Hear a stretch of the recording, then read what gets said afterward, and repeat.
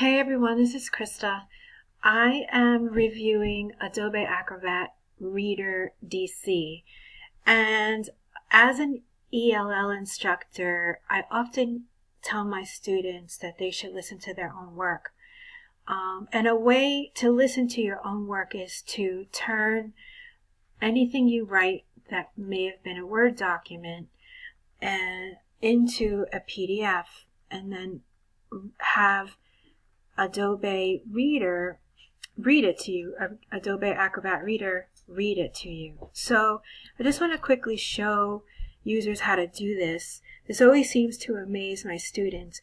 I'm just going to do a quick little demonstration of the tool, and it really increases students' ability to acquire English, hear their own mistakes, and acquire editing skills in writing.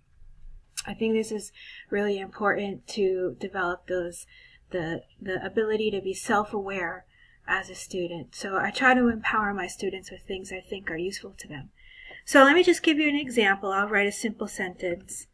This is the first day of the rest of your life. This is a simple statement my grandfather always would say. I'm just going to save it as a quick, on my desktop, as a PDF file. And I'm not even going to bother to change the title of the document. I'll just let the MS Word program automatically give the name to the final file. And I'm going to call it a PDF. I'm going to save it onto my desktop. And if you see here where it says open file after publishing, if there's a check mark in this box, it's going to automatically open up into Adobe Reader. So that's kind of a nice thing to know. So when I click save, it goes through its saving process, and then automatically it opens up, and here it is.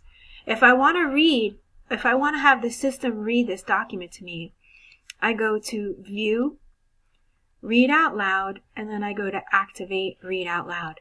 Now, this is a two-step process, so I have to do this twice.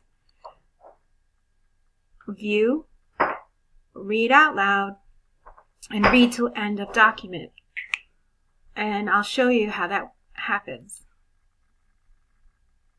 This is the first day of the rest of your life. So hopefully that was loud enough for you to hear. I'll do it again so that it's a little louder this time. This time I don't have to go through the two-step process. I just have to reread the page. This is the first day of the rest of your life.